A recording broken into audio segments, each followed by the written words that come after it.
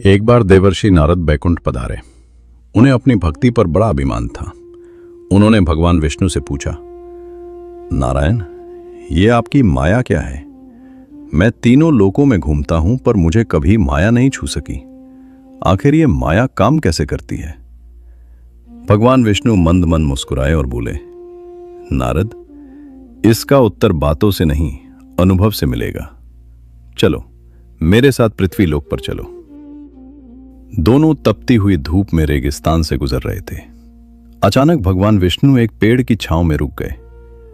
वे बोले, नारद, मुझे बहुत जोर की प्यास लगी है। मेरा कंठ सूख रहा है। क्या तुम पास के गांव से मेरे लिए थोड़ा जल ला दोगे?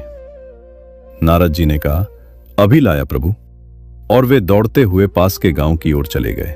नारद जी जैसे ही गांव के एक घर के पास पहुंचे, दरवाजा एक अत्यंत सुंदर कन्या ने खोला। उसकी आंखों में देखते ही नारद जी सब कुछ भूल गए। वो भूल गए कि वे कौन हैं, भूल गए कि वे जल लेने आए थे, और ये भी भूल गए कि भगवान विष्णु प्यासे पेड़ के नीचे उनका इंतजार कर रहे हैं। नारद जी ने उस कन्या के पिता से उसका हाथ मांगा। विवाह हो गया। समय बीतता गया। नारद जी गृहस्थ बन गए। उनके बच्चे हुए, फिर बच्चों के बच्चे हुए।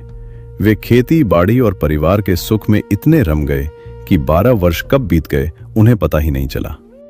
वे अब एक बूढ़े और खुशहाल पिता थे। अचानक एक दिन भयंकर बाढ़ आ गई। गांव डूबने लगा। नारद जी का घर बह गया। उन्होंने अपनी पत्नी का हाथ पकड़ा, बच्चों को कंधों पर बिठाया, लेकिन पानी का वेग बहुत तेज था। एक एक करके उनके बच्चे हाथों से छूट गए। उनकी पत्नी पानी में बह गई। नारद जी अकेले रह गए। पानी में डूबते उतराते हुए वे जोर से चिल्लाए, हे प्रभु, मुझे बचाओ, मेरा सब कुछ लुट गया, प्रभु रक्षा करो। तभी बाढ़ का शोर थम गया। पानी गायब हो गया। नारद जी ने आंखें खोली। उन्होंने देखा वे उसी रेगिस्तान में खड़े हैं। कोई बाढ़ नहीं है, कोई परिवार नहीं है। सामने भगवान विष्णु मुस्कुरा रहे हैं। भगवान ने पूछा, नारद, आधा घंटा हो गया, मेरा पानी कहां है?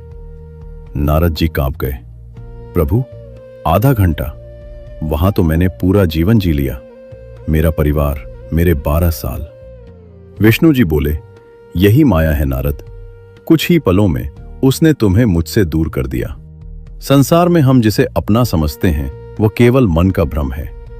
इसलिए मित्रों, संसार में रहो, कर्तव्य निभाओ, पर नारद जी की तरह उस जल को मत भूल जाना जिसके लिए तुम इस धरती पर भेजे गए हो, और वह जल है हरि का नाम।